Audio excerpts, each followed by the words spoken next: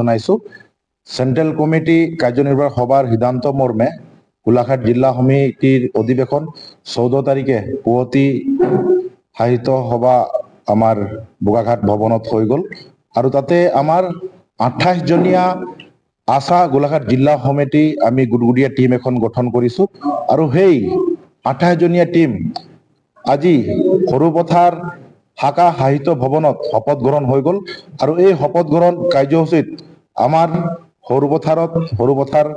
বাকী ৰাইজ লগতে আমাৰ গাঁওবুঢ়াসকল আমাৰ বুদ্ধিজীৱীসকল আমাৰ আৱা মহিলাসকল আৰু মই কেন্দ্ৰীয় সমিতি ভাইস প্ৰেসিডেন্ট বেনাদিক টপ্পই আমি সকলোৱে মিলি আমাৰ এই গোলাঘাট জিলা নৱগঠিত আশা কমিটিখন আজি শপত গ্ৰহণ কৰিলো আৰু এই শপত গ্ৰহণৰ পাছতেই আমাৰ গোলাঘাট জিলা সমিতিয়ে দুটাকৈ কাৰ্যসূচী সিদ্ধান্ত লৈছে আৰু এই কাৰ্যসূচী হৈ গল আমাৰ চাহ শ্ৰমিকৰ দৈনিক মজুৰি মাটিৰ পাটা জনজাতিকৰণ আৰু বৰ্ডাৰ সীমা সমস্যা সমাধানৰ ক্ষেত্ৰত 29 তাৰিখে জিলাত বাইক ৰেলী প্ৰগ্ৰাম লৈছে আৰু এই বাইক ৰেলীয়েদি চৰকাৰক জনাব বিচাৰিও যে আমাৰ আদিবাসীসকলৰ সমস্যাসমূহ সমাধান কৰিব লাগে। তাৰ লগতেই আজি সিদ্ধান্ত লোৱা হ'ল প্ৰস্তাৱ লোৱা হ'ল যে গোলাঘাট জিলাৰ মাজমজিয়াত সদৌ অসম আদিবাসী ছাত্ৰ সন্থাৰ নেতৃত্বত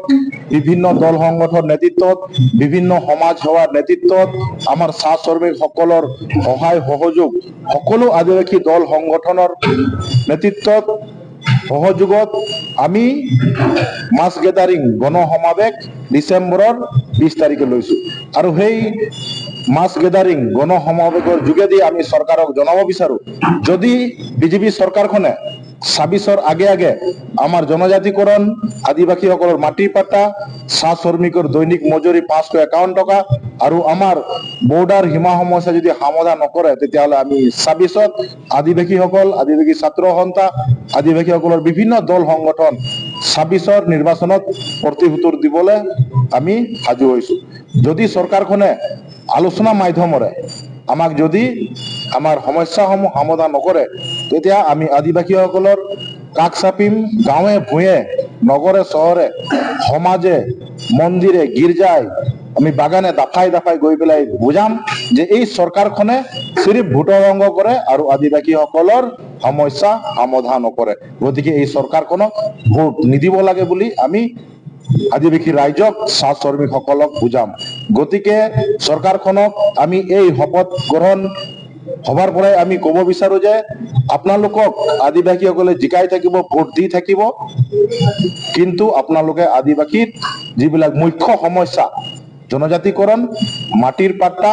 চাহ শ্ৰমিকৰ দৈনিক মজুৰি আৰু বৰ্ডাৰ সীমা সমস্যা সমাধান কৰিব লাগিব। জহাৰ জয় আদিবাসী জয় আশা। হয়, পোনপ্ৰথমে জহাৰ আৰু সকলোকে নমস্কাৰ জনাইছো। যিহেতুকে সদৌ অসম আদিবাসী ছাত্ৰ সন্থা গোলাঘাট জিলা সমিতিৰ যিহেতু 14 নৱেম্বৰ তাৰিখে বোকাখাট পুৱতি সাহিত্য সভা ভৱনত অধিৱেশন হৈ যায় আৰু তাত আমাৰ 28 জনীয়া পূৰ্ণাংগ কমিটি এটি গঠন কৰা হয়। যিহেতু সভাপতি হিচাপে দায়িত্ব অৰ্পণ পাই মই খুবেই সুখী আৰু মই যিহেতুকে মই নিজকে গৌৰৱান্বিত হৈছো আৰু যে অনাগত দিনবোৰত জাতিৰ হৈ কাম কৰাৰ যিটো মই সুযোগ লাভ কৰিছো এবাৰ জাতিটো হৈ পেলাই মোক যি সেৱা আগবঢ়াবলৈ সকলোৱে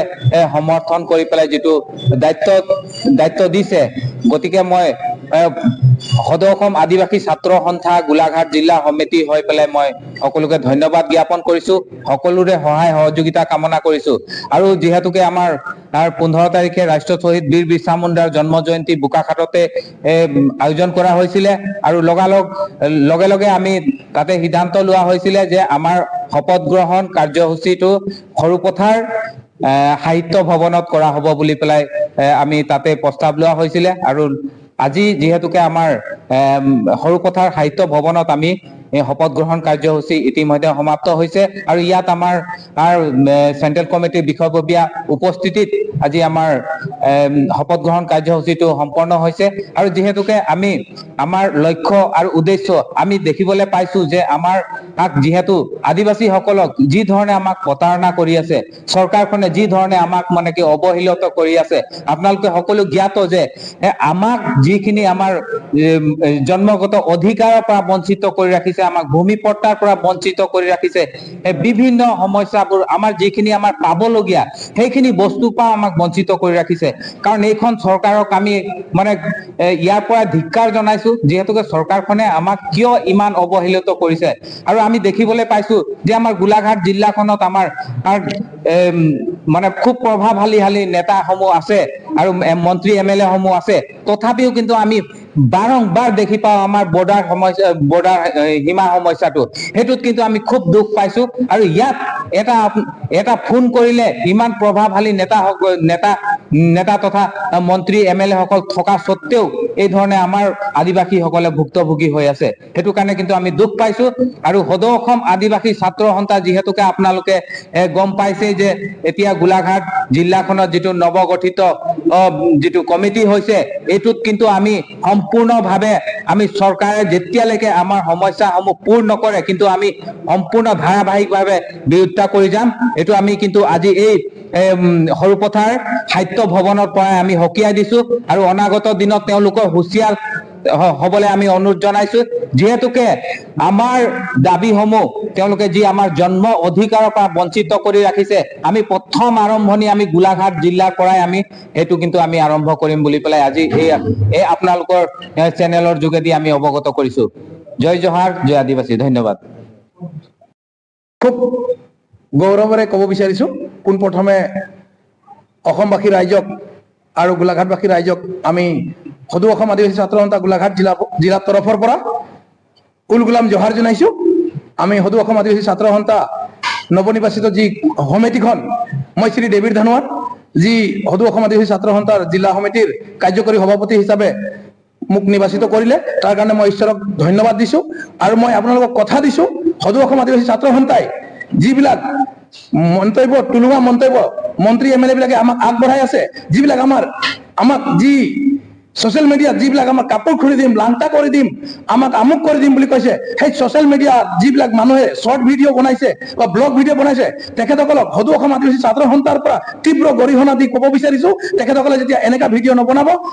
আমাৰ জন্ম অধিকাৰ যি আমি আদিবাসী আমি সমগ্ৰ বিশ্বতে আমি আদিবাসী আৰু আমাক জোকাই নল'ব গতিকে আমি এইটোৱে ক'ব বিচাৰিছো আৰু মাননীয় মহোদয়কো আমি ক'ব বিচাৰিছো আমাৰ সীমান্তৱৰ্তী অঞ্চলত যিবিলাক অসুবিধাত ভুগিছে আমাৰ মানুহবিলাক তেখেতসকলক অতি সোনকালে সীমা সমস্যা সমাধান কৰাৰ ক্ষেত্ৰত লাগি পৰক নহ'লে অন্যথা 2026 চনৰ আগন্তুক ইলেকশ্যনৰ আগে আগে আদিবাসী ছাত্ৰ সন্থা কিন্তু তীব্ৰ গৰিহণা কৰিছো আৰু তাৰ প্ৰত্যুত্তৰ দিবলৈ আমি সদৌ অসম আদিবাসী ছাত্ৰ সন্থা গোলাঘাট জিলা সমিতি আমি তৈয়াৰ হৈছো আৰু আজি যিবিলাক আমি কেডাৰ হিচাপে ৰেডি কৰিছো সদৌ অসম আদিবাসী ছাত্ৰ সন্থা হিচাপে আমি 28 জনীয়া যি পূৰ্ণাংগ সমিতি গঠন কৰিছো এই সমিতি আমি শপত লৈছো আমি গোলাঘাটক হয় জীয়াম নহয় আমি মৰাম কিন্তু আমাক এনেকুৱা তুলুঙা মন্তব্য দি পেলাই আমাক কোনোবা ভুৱা প্ৰচাৰ নচলাব আৰু ব্লগ ভিডিঅ' বিলাক বনাব বাধা দিছো আৰু সদৌ অসম আদিবাসী ছাত্ৰ সন্থা আমি গোলাঘাট জিলাৰ তৰফৰ পৰা আমি সকিয়নি প্ৰদান কৰিছো পুলিচ প্ৰশাসনেও সাজু হওক আৰু যিমান মন্ত্ৰী এমএলএ সাজু হওক আমাৰ যিবিলাক প্ৰাপ্য আছে এই প্ৰাপ্যবিলাক আমাক যদি সোনকালে আদায় নিদিয়ে আদিবাসী ছাত্ৰ সন্থা গোলাঘাট জিলা সমিতি কেতিয়াও তেখেতসকলক মাফ নকৰে জয় আদিবাসী জয় জোহাৰ আজাদ জিন্দাবাদ সদৌ অসম আদিবাসী ছাত্ৰ সন্থা জিন্দাবাদ প্ৰদীপ নাথ জিন্দাবাদ